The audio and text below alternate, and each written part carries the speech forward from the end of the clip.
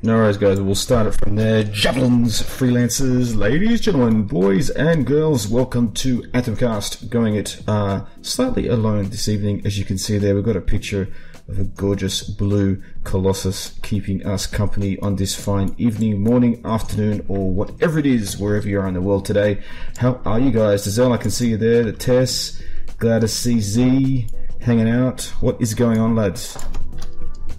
Of course, the last week we've seen some interesting insights. The most recent stream, of course, is something that has been as most exciting for you all to engage and listen to. I'm just curious, I'll ask some of your thoughts on what you saw. There was a few questions in the Discord chat this week that talked to some of the points from that video. I'm just going to pull some of those up now. In particular, our good friend TJB asked the question, what are we most excited for about Fort Tarsis after seeing this week's stream from Mike Gamble? So I'm curious to explore that with you guys as well. So shout out what your thoughts were. And while that goes on, we'll actually play elements of that very clip in the background to give us some insights, and I'll pull the volume down a little bit on that as well.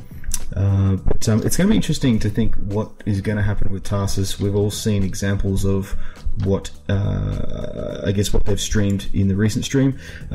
We've engaged, Binary and I engaged in a build I would say is probably very similar to the one that you've seen in that stream, and I say that because there's a certain section you might remember that you see in the stream where you can't go beyond a certain part. There's actually like a door that sort of prevents you from going in there. So I'm curious to explore what that could look like. I suspect because of that the builds are probably pretty similar. There's been some comments that perhaps the areas that you've seen, or some concerns I should say, that the areas you've seen are quite small, and I think it's a fair point. In the Discord, Grimslinger actually raised those questions a little bit about what we saw of Tarsis and our thoughts of it. I think we have to temper our expectations a little bit. This is not going to be a Citadel from Mass Effect. You're not going to see I think that grandiose of scale, at least from our initial playtests and from what we've seen so far. And I presume in the closed alpha that some of you guys might have been lucky enough to get into, you'll be able to see parts of that, or at least what you saw in the video. It's certainly more focused, is probably the best way of putting it. It's a lot more focused than what we're used to in previous games from Mass Effect. It's still a hub, but as you know, it's not going to be a social hub. It's not going to be what you've seen, say, in Destiny or elsewhere. And of course, you can see the parts of the Enclave that Sabine and Mike made reference to on screen right now. And I think the Enclave, when you see here in particular on screen, you've got Owen and Yarrow, and these of course will be guys that are providing missions to you. We didn't see much of Yarrow in this stream. You'll see a lot more of him in the coming streams. We were able to engage a little bit with some of the mission structures that he provides, but one thing you'll get pretty quickly from him is that he is old school.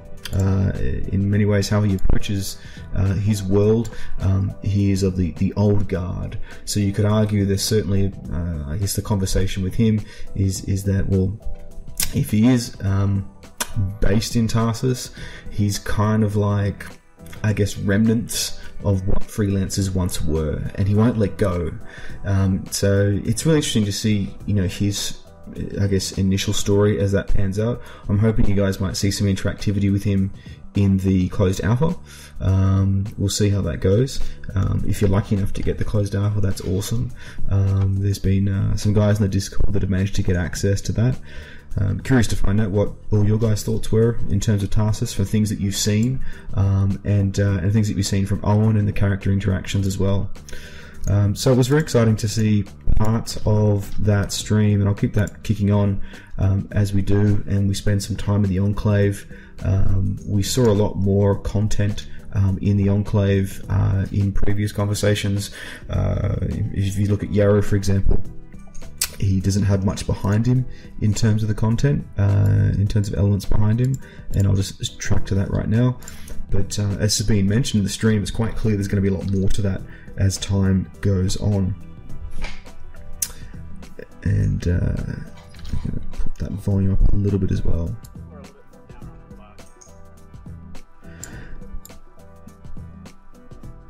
Alright.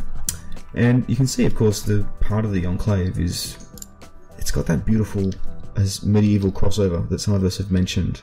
So this idea that there is, I guess, a hybrid of technology and tradition that you're seeing here in Anthem, and I think you'll see a lot of that in the other elements. You've seen it in the world in terms of the constructions and the architecture out in the world, but of course you can really see it evident inside Tarsis, where technology meets this old school medieval concept. I'm just going to skip through a little bit as we move forward in these scenes. Now here was something pretty special. Now of course this was confirmed by Sabine to be the Corvus statue. Now we know that the Corvus statue comes from of course the Corvus Corporation, who is the main body, if you will, behind the design of the Interceptor. And you could argue they're the, you know, I think someone made a great comparison to them recently. They're kind of like the what's the nearest comparison? Probably something from Mass Effect. I'm trying to think of the best comparison for it, but these guys are really, you know, the sabotage, the conspiracy, the thievery, and the quiet elements, the sneak side, I guess, of Anthem. So I'll be interested to see what Corvus, what impact they have on the game, and of course the interactions that you have with Interceptor. It's quite clear that Interceptor will be unlocked from working with the Corvus. This statue, nothing in particular that we can see out from the Corvus that stands out for me. I don't know why specifically it's a Corvus statue. You can see some of the garments and the star in particular that's holding, whether that's related to the agents and the specialists that they have out in the field. I'm not too sure, but I'm sure we'll hear more about that in due course. So we're going to skip through on this now as well and keep progressing through this play-by-play.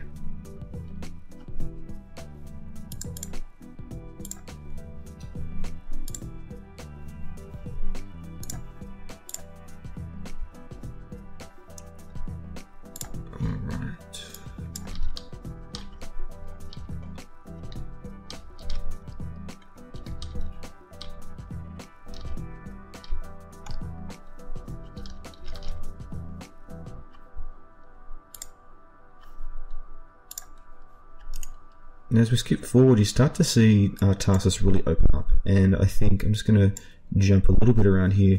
There's the door that I mentioned earlier. So this door was not accessible in builds that we had access to, but of course they did promote very much the Sentinels in this conversation. There's been some good conversations on Reddit and in the Discord about what the Sentinels are all about, and some jokes between Sabine and Mike that these guys are the, what do you call it, the fantasy police of what makes Tarsis Tarsis. So no doubt we'll be seeing more of these characters, very much so. They play the primary force that protects Tarsis, but coincidentally you'll see shortly as we get to a mission cutscene, they also play a part in certain alliances. So perhaps they are easily paid off, or perhaps they can be easily manipulated, because it's quite clear that Corvus, in particular Tassius, one of the leads of Corvus, actually interacts with one of these and uses them as a security method very shortly. So you'll see some parts of that very soon as well.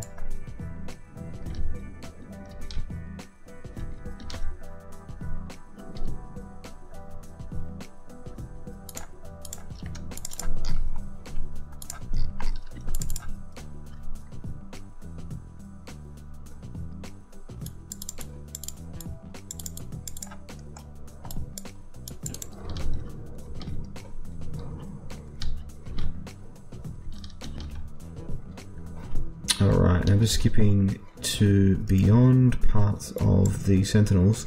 As I said, no doubt we'll see more of these guys down the track, and of course you get to see an insight into the Forge. Before we get there though, there's a wonderful shot here coming into the inventory of this fellow right here, and it has probably been one of the most interesting pieces of the stream. You can see some Ranger elements back there, but I'm just going to pause right there on that helmet. I'm just going to pull back a little bit, and of course you'll see an icon in particular that appears, and if you recall, that icon specifically that you see in the middle on that helmet appears in the game map. So it's certainly something that we can navigate, whether it's now or in the future, in terms of our gameplay. So I'm just going to skip forward to see anything else that pops out, just regular gear, and of course some outfits, ranger helmets to the right, and a few other things that we'll probably get access to. I hope we'll be able to see that in the closed alpha build. That'll be interesting for us to see. And here's where it got interesting. Of course, as you may know, the stream did start to play up for BioWare. They had some challenges with bandwidth, and in particular XSplit, probably not unlike some of the challenges I've had this evening, but it was quite clear from that conversation that they didn't get to show everything they wanted, and unfortunately they were limited to what you see here, the Tarsis elements, and unfortunately you didn't get to see the Interceptor gameplay or anything else that they'd promised from the stream. They have mentioned they'll be coming back to that shortly. As to when that is, we still don't know, but I'm sure we'll find more about that in the coming days as they want to, I guess, resume. Of course, we've seen here some lore. There's been 2 pieces of lore that have been added in this stream so far. Mike Gamble was very keen to step out in this gameplay and to push Sabine to her limits, asking questions and pushing the lore and the I guess curiosities about Tarsis to the limit. Sabine kept him in check a few times, and it was good to hear that she was very passionate about what she describes here in Fort Tarsis, but also very keen to make sure that there are still secrets and still things there for us to find out. But so while I'm doing that, I'm curious to sort of think about what you guys think about these elements of Tarsis. What was the thing that stood out for you most, the things that were impressions? So if you shout out, let us know. I'd be curious to explore what your thoughts are. There has been some conversations in the Discord, in addition to the questions I mentioned earlier, about stream quality and cinematic quality. So I'll take a look at that shortly. Before we get there, you can see other parts here start to pan out. I'm just going to pause there's a piece here I want to just skip back to, I should say, and you'll see the Strider base. And now I'm just going to skip a little bit again, and you'll see in the background these rafters and these railings that help support the docking of Striders onto Tarsis. So that's kind of cool. This idea that these elements of Tarsis are not just a base, for us to reside in, or a town to explore, or a hub to be in, but they're also, a maintenance depot per se, something that you can actually use to support your Strider, to dock your Strider physically, and of course you can see it right there in that shot, a large Strider just poking its way through the elements there, preparing for repair or some sort of maintenance, I presume, as well. So the idea of Strider bays has been mentioned previously, but it was good to see, I guess, the physicality of those Strider bays in some of the gameplay, because we'll see more of that, no doubt, I'd suspect, in the coming stream, and definitely in the closed alpha gameplay, which is not long, by the way. It's going to be on the 8th and 9th of December. That goes live for all people that have registered in the closed alpha.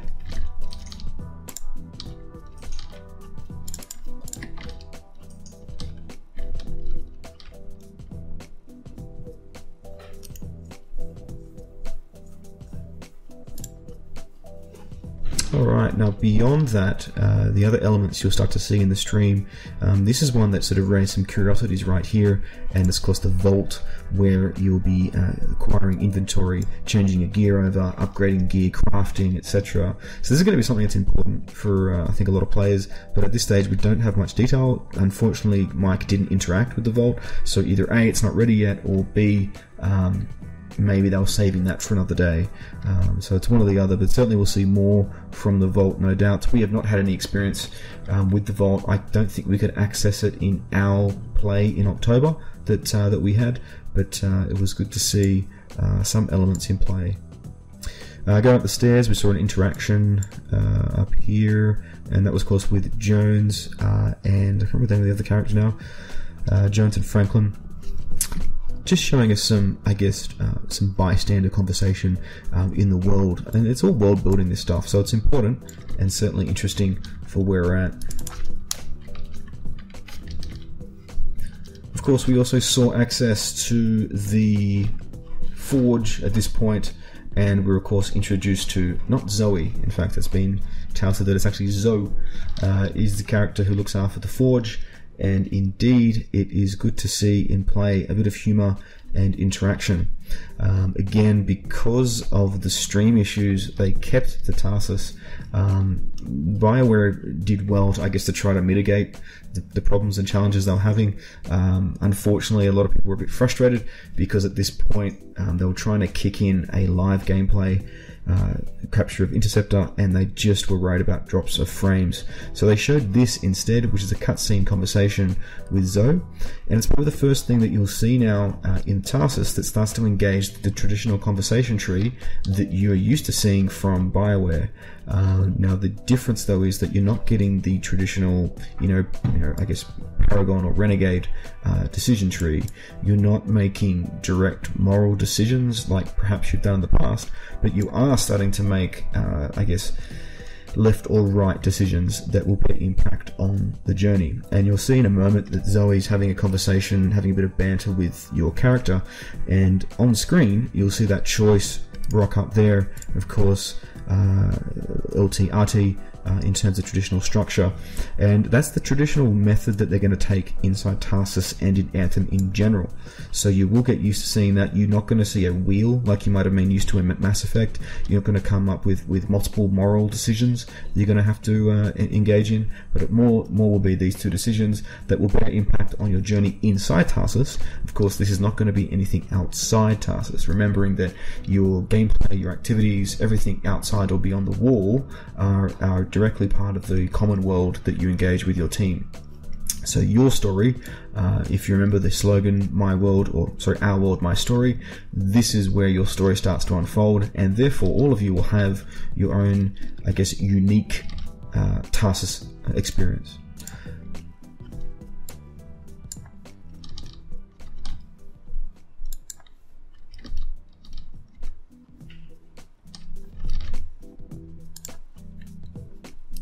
Now, as that interaction moves on, you eventually get sent out to the Forge. I'm just going to skip back just a moment to that scene.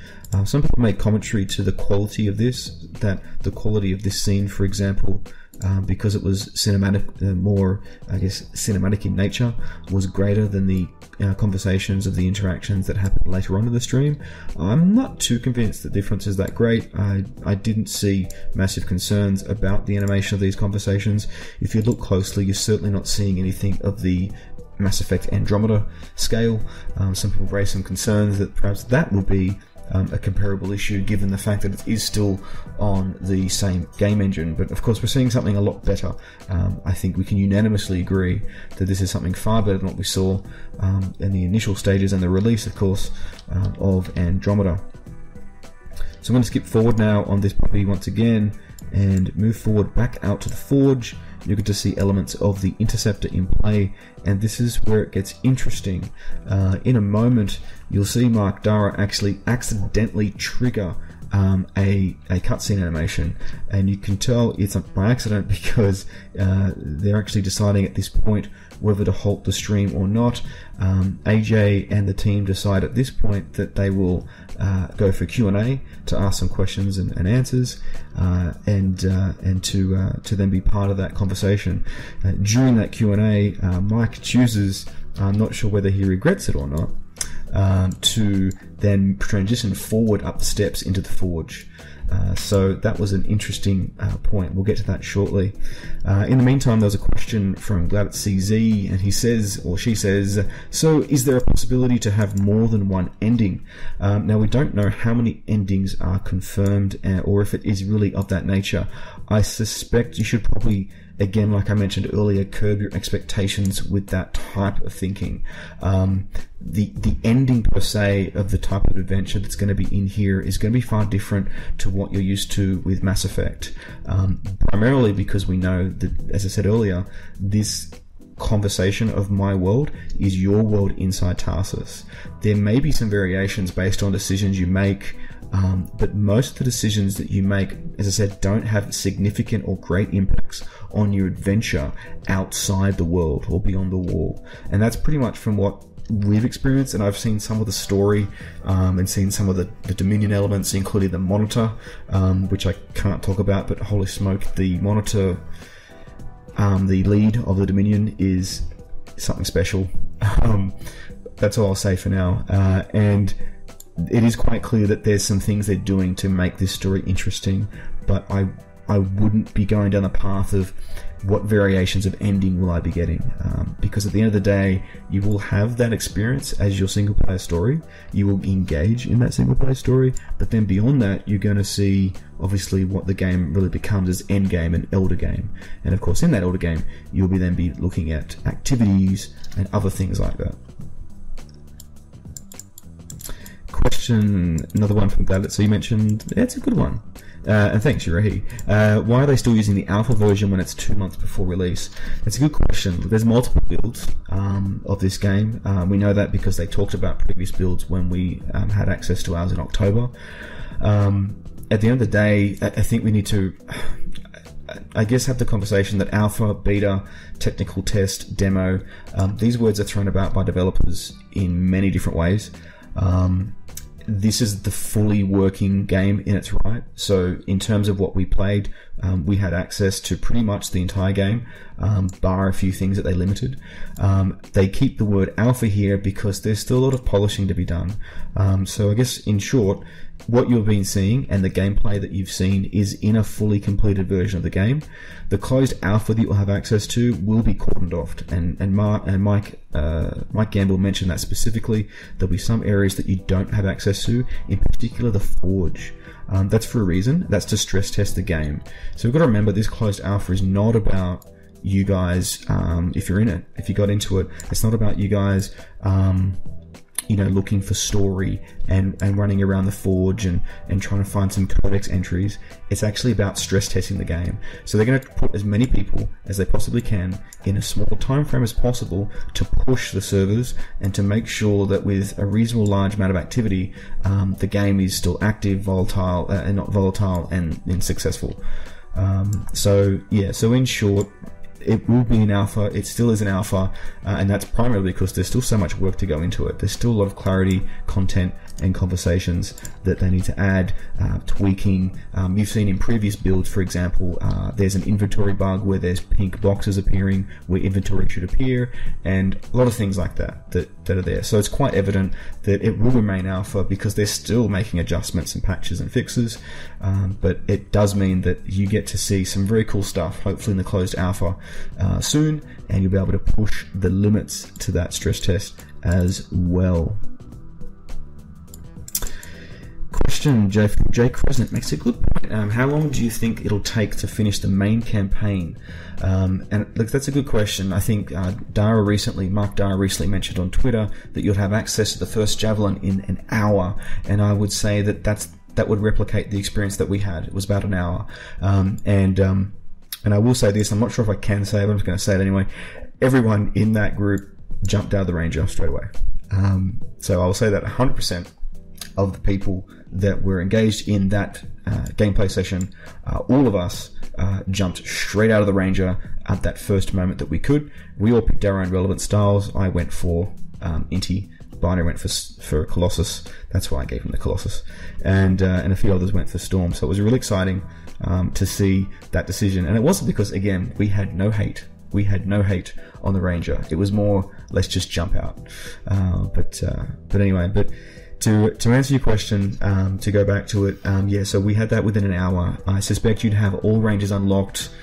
I think most of you guys will have it unlocked within, I'd say 5 hours. Maybe 8, depending on how many. Most of you should have all Rangers up unlocked. And mind you, you'll be acquiring loot for all of those as you progress, even without having those Rangers unlocked. So it'll be a journey for you. But then beyond that, the full game, I'm thinking campaign-wise, guys. I don't know what you guys are thinking, but Jay Crescent, back to your point, I'm thinking probably 20 hours to 25, 30 hours tops. I wouldn't be expecting more than that. Of course, some of you guys will burn through that content way quicker than others, but we've got to remember that this stuff can be added to. Tarsis in particular is just a hub of activity they can add to. So hopefully we'll be able to see, I guess, what that would look like very soon. But that's where I'm thinking, and I think most of the community probably is in that spot, probably 20 to 30, maybe 40 if you take your time, maybe 45 if you're like me and you go through every cave and you try to explore the world and you get distracted and yada yada yada. So that could be part of it. But the underwater plant, Gladys CZ, do we have any oxygen tank or could we stay underwater forever? So no, you do come up eventually. You will have to come up eventually. Let me put it this way: you will be interacting with water quite a lot. You've seen it in the streams, you've seen it in the gameplay, and that's for a reason, because you obviously need to keep cooling your thrusters. So that's going to be an important part of your journey. In fact, many times I kept landing or failing to, or forgetting to cool off, and that means that you overheat and then all of a sudden you lose thrust and you have to walk for about 10-12 seconds. So it's frustrating enough for you to make sure that you game the system, if that makes sense. And I think it's a good mechanic. At first it was kind of frustrating because I kept forgetting to do it, right? But after a while, you will start to take it on as, second nature, that it's part of the mechanic of the system. I want to keep flying, I want to keep active, I want to be in the sky, I want to keep moving, and I want to keep up with my team. You better keep engaging, skimming the water, going for waterfalls, finding any sources you can to keep that cool. But it happened to me a few times where the guys got ahead of me and because I failed to cool. But anyway, it's a good mechanic, I think. It adds a little bit of extra, just something extra to think about, something extra to manage. Adrian VB1, so what is the deadline to pre-order Anthem and get an email to play the closed alpha? You can still click the link. Someone may be able to share that link in the Twitch. However, it is long, I think, gone in terms of applications. If you have a look by the link, you get through to it, it says there's no active sessions available. They did mention if you got an email, you'll be prioritized, but we'll see how that pans out. You've got to remember, guys, this was meant to be a soft launch conversation. It was not meant to be made public. It was shared by BioWare with a few of us in some of the communities, and we were then going to share it with some individuals in our Discord, and in particular some of our mods and any of our really active community members. And I was getting that ready, and then someone put the link on Reddit and it was game over. So that was kind of frustrating because I was hoping to sort of reward and work with you guys in the Discord and share the love. Unfortunately, that didn't pan out. So yeah, I've got access. Binary does have access. I've seen about a few, maybe 10, 15 people in the Discord say that they got in. So, massive apologies if you didn't. If we'll try and get more. We worked, we've been talking with Brennan Holmes and a few of the guys in our Discord from BioWare to try and, see what's available. But you never know. In the future, see what we can see. So stick to Discord, hang out, chat, be part of the community, because that means we're going to be more inclined to go, okay, guys, we've got some keys, we've got some access, jump in. Don't know what that looks like, but we'll see how far that is away. In terms of deadline for pre-ordering, there's no strict deadline per se. The pre-order is a pre-order. I guess when does the deadline for a pre-order end? Is it 11:59 the day before launch? I'd say that's probably it. But they'll still have that available. You'll still be able to get a Legion of Dawn pre-order. So just get in for that pre-order because you get obviously access to that armor. Why wouldn't you? Awesome. The tests you've mentioned, I've heard December 3 is going to be invitation day for the 8 to 9 testing. I don't know myself. I haven't got any other information from BioWare or elsewhere at this stage. All I know is that that's the windows are very tight. If you've seen the hours, they're literally, I think, like 4 to 5 hours off the top of my head for these playtests. If anyone's done testing, you know why. Again, if you see those small hour allocations, you know one thing: it's about stress tests. They don't want to have multiple people at multiple times doing multiple things. They want everyone at key points all together stress testing the servers. So we'll see how that goes. But yeah, December 3, I'm not sure. It sounds reasonable that you'd get some sort of confirmation by then, hopefully, that you're in for 8th or 9th. But just be patient and hopefully you'll get that through. good questions, guys. Enjoying the conversations this evening, this morning, and this afternoon. I'm just going to jump back for a moment to the stream because we're going to wrap this up in a moment. The one question that was asked that it was in the Discord was the comparison of the previous cinematic trailer to the one that you see here. And there is some subtle differences, in particular the quality that you're seeing here, the facial animations, and in particular, if you take a look at Owen here, super jiggy and very expressive and far more intuitive than what we've seen in the previous. So the conversation has been, is there a large disparity between the cinematic elements of this stream and of the of this cutscene, and of course the conversation previously with our conversations in the Enclave. I'm not too stressed. I don't personally see a massive quality drop. I can see a greater quality, of course, in here. We've got to remember this is still alpha, so a lot of this stuff is still being polished. There's certainly slightly more robotic sort of responses to the cutscenes that we saw in the earlier stream, but that said, I wouldn't be too stressed. I think what you've seen so far is far more engaging than what we've seen from Andromeda previously. So it's all very much exciting. Question from Gladys CZ. The last one we'll do for this evening is about PvP. No, there is no PvP at this point. PvP is being mentioned as something to happen after launch. That is to say, I should say, consider post-launch. So there's no guarantees, but I think we can all agree, anyone who's on the scene with these sort of looter shooters, is that PvP is important. And I like that they're going to stick with PvE. I think the idea is important. It allows them to focus the weapons, the builds, and everything to be PvE. It allows them to go a bit more crazy, to play around. And some of the abilities that I've seen in the gameplay and that you've seen, you have to agree they wouldn't work in PvP. In fact, they'd be broken. They'd actually break PvP. There's some cooldowns and some abilities there that go for 10 or 15 seconds. For example, you freeze people for, I think, 12, 13 seconds with an ability. Like, that's not going to work in PvP.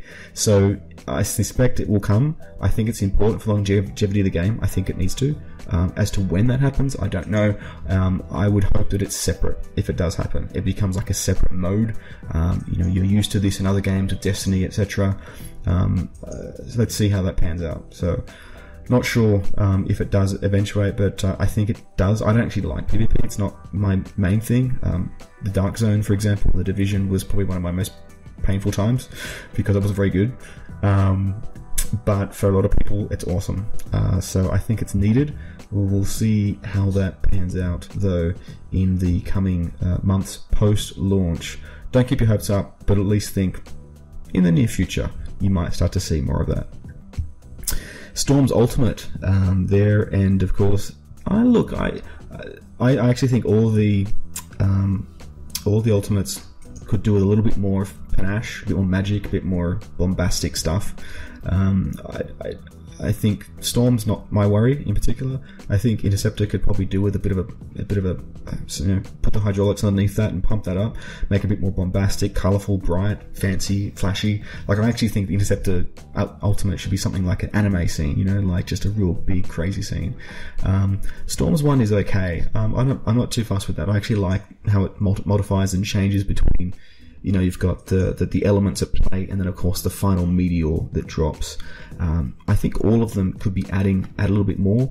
One thing I will say as we finish up, and we'll finish on this point, one thing I will say with Colossus in particular is his ultimate is ridiculous. It takes up so much of the screen. When I was playing and when I got to see activities, you really see the awesomeness of what unleashes from that thing. So you can't deny that his is something special. Interceptor, I think, could do a little bit more just bombastic panache, as I said. Ranger seems to be okay. I mean, I think we can agree we just love that War Machine shoulder mount. I don't think that requires too much tweaking. But from Storm, maybe just a bit of more environmental impact, more lighting, more of the stuff that I think I saw from Interceptor. But apart from that, I'm pretty happy with those. I'm not too fussed. I think they have more things to worry about, to be honest with you. I mean, the Ultimate's important, but they need to get that gameplay feel right. They need to get the flying right. The flying feels fantastic. It's probably the best part of the game so far for me. It's just fun as hell. But you'll see more of that, of course, on the 8th and the 9th. If you're in the closed alpha, there is an NDA on that, so they're not going to be, unfortunately, content people can't talk too much about it, but I'm sure there'll be some conversations on stream from BioWare and more, hopefully from ourselves as well, as we continue to cover all the awesome things that are Anthem. So guys, thank you for your time this evening. I'm going to wrap it up here for Binary Numb, of course, who is down there in the Colossus screenshot. Will be back with us again for the next cast. Thank you for joining us and for putting up with the technical issues as I tried to set this thing up. Hopefully it worked pretty well and you guys got some good info. We will lock it there. Javelins, freelancers, we will see you next over the wall.